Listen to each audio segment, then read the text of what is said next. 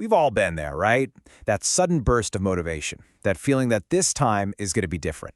We're going to build that new skill, we're going to stick to that workout plan, we're going to finally break that one habit that's been holding us back. And it feels great for a few weeks. And then, somehow, we slide right back into the old patterns. It's frustrating, it's human.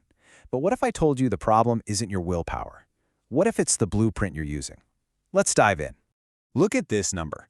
Every single year, studies show that of all the people who make New Year's resolutions, fewer than 10% actually follow through. That's a failure rate of over 90% for our biggest goals and our best intentions. It's a pretty humbling statistic, and it really forces you to ask.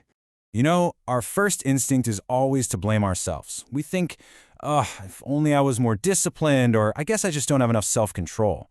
But what if that whole idea is just wrong?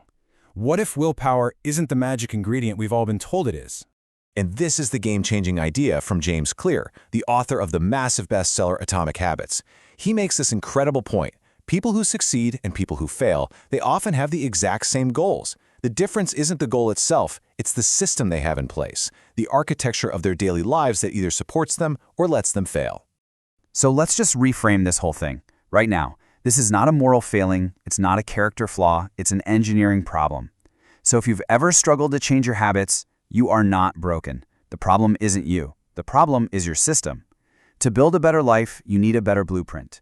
And it all starts by understanding how our brains are actually wired. Turns out every single one of our habits, the good, the bad, all of them, runs on this simple 4-step feedback loop inside our brain. It's like the brain's autopilot. First, there's a cue. That's the trigger. Then comes the craving, which is the motivation or desire. That leads to the response, which is the actual habit. And finally, the reward, the little payoff that tells your brain, hey, remember this, let's do it again. Okay, so if we're going to build a better system, we have to become architects of this loop. The very first law is all about that first step, the cue. The idea is simple. For a good habit to stick, the trigger for it has to be completely, unavoidably obvious.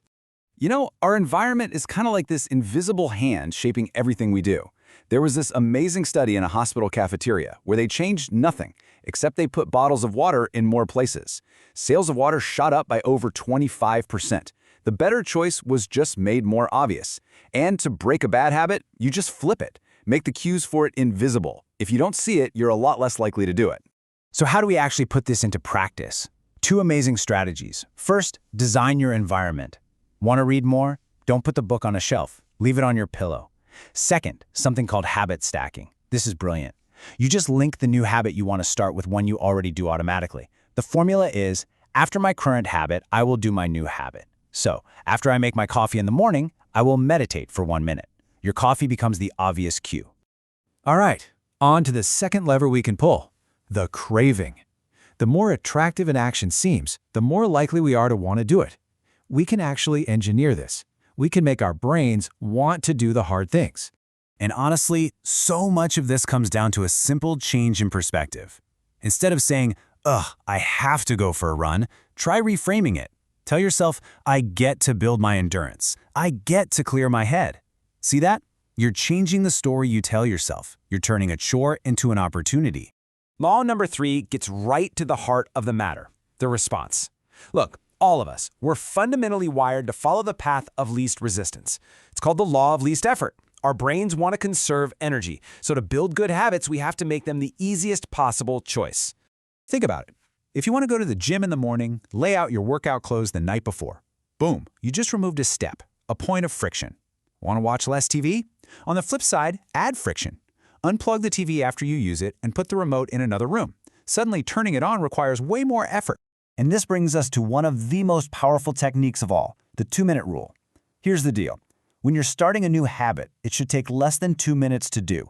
The goal isn't to run 3 miles. The goal is to put on your running shoes. See, the point isn't the outcome at first. The point is mastering the art of just showing up.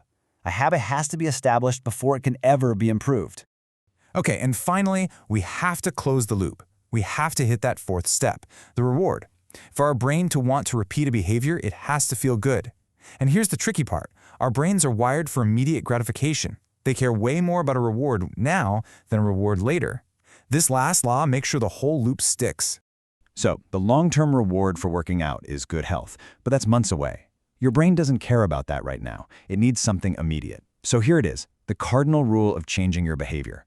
What is immediately rewarded gets repeated. What is immediately punished gets avoided. It's that simple. So what's a great way to create that immediate satisfaction? A habit tracker. It's so simple, but man, is it effective. Every time you do your habit, you just put an X on the calendar. That simple act of marking it off gives you this little hit of satisfaction. It's visual proof of your progress, and it creates this powerful desire to not break the chain. So those are the 4 laws. But you might be wondering, why do these tiny, almost insignificant changes matter so much? Well, it all comes down to the brutal math of compounding. If you get just 1% worse every day for a year, you don't just end up a little worse off. The decline is catastrophic. You basically end up at 0. And this is the most exciting part, the reverse is also true. If you can just get 1% better each day, at the end of the year, you're not 1% better, you're not even twice as good. You are nearly 38 times better. That is the incredible, explosive power of tiny, consistent gains. And that is what an atomic habit really is. It's not about one massive change. It's a tiny practice, a fundamental unit that's part of a much bigger system. On its own, it seems like nothing. But when you compound it over and over again, it becomes the source of unbelievable power.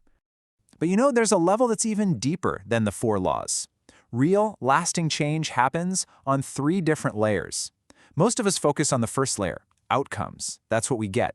Some of us manage to focus on the process, what we do. But the most powerful changes, the ones that truly stick, start at the deepest layer of all, our identity, what we believe about ourselves. And this is the core idea. True behavior change is identity change. The goal isn't just to read a book, it's to become a reader. The goal isn't just to run a marathon, it's to become a runner. Every single action you take, no matter how small, is like casting a vote for the type of person you want to be.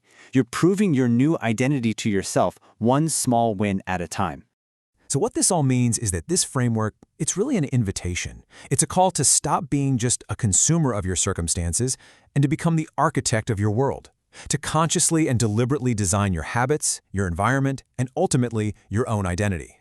So it all starts now, not with some huge, dramatic change, but with one tiny, atomic action, a single 2-minute vote for the person you are in the process of becoming.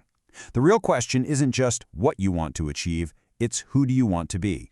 What small vote will you cast for that identity today?